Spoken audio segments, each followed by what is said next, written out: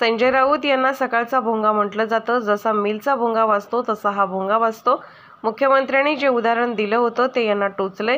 काँग्रेस आणि राष्ट्रवादी काँग्रेस शरद पवार गटाने उभाटा गटाला लावलेला बांबू आहे आणि त्या बांबूचा यांना त्रास होतो आणि जो बांबू लावलाय तो कधी निघणार नाही असं चिन्ह आहे.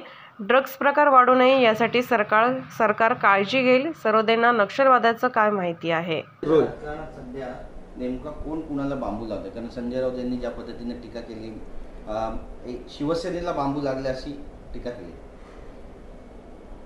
संजय राऊतला सकाळचा भोंगा बोललं जातं.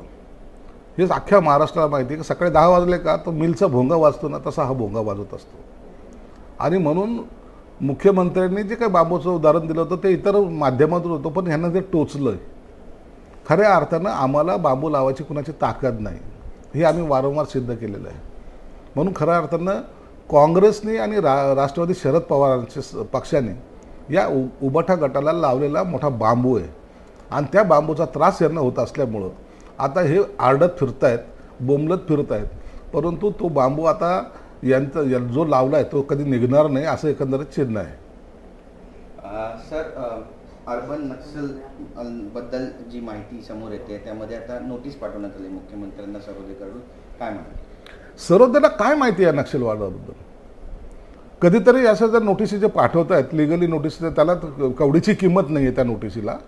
परंतु जर पाहायचं असेल तर त्या नक्षलित भागामध्ये जाऊन बघा ना, नक्षलिस्टची जी संघटना आहे ती कशी काम करते, काय करते, त्यांचे कलेक्टर कसे असतात, त्यांचे मुख्यमंत्री काय असतात, हे काय विषय माहिती आहे यांना?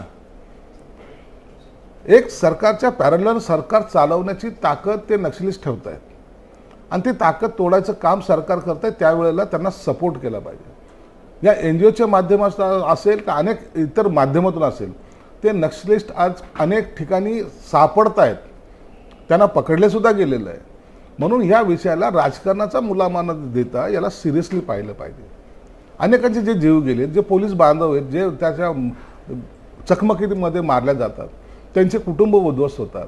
अशा वेळेला ह्या गोष्टीकडे राजकारणाच्या दृष्टिकोन जे पाहतायत त्यांना मी सांगेल, जर तुम्हाला अनुभवायचं असेल तर एकदा जा त्या पोलिसांकडून विचारा की काय माहिती याच्याबद्दलची.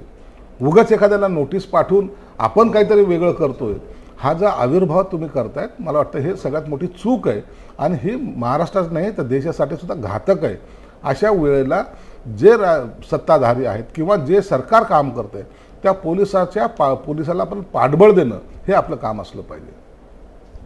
पुण्यात नव्याने पुन्हा एका ड्रग्स घेताना तरुणी पाहताना मिळतात आणि याच संदर्भात सुषमा अंधारे असतील, ते सुषमा अंधारे यांना शंभूराज देसाई यांवरती अनेक आरोप लावताना पाहायला मिळतात. अहो, हे आरोप करणाऱ्याला आम्ही कवडीची किंमत देत नाही, परंतु ड्रग्स हे प्रकार इथं वाढू नये यासाठी सरकार जरूर काळजी घेते. तुम्ही गेल्या 3 महिन्याचा जर आलेख पाहिला तर अनेक ड्रग्सच्या ठिकाणी छापे टाकलेले आहेत. जे लोक ड्रग्स सप्लाय करतात, पहिलं सेंटर त्यांनी पंजाबला केलं होतं, दुसरं सेंटर आता महाराष्ट्राला करायच्या मनस्थितीत ते आहेत.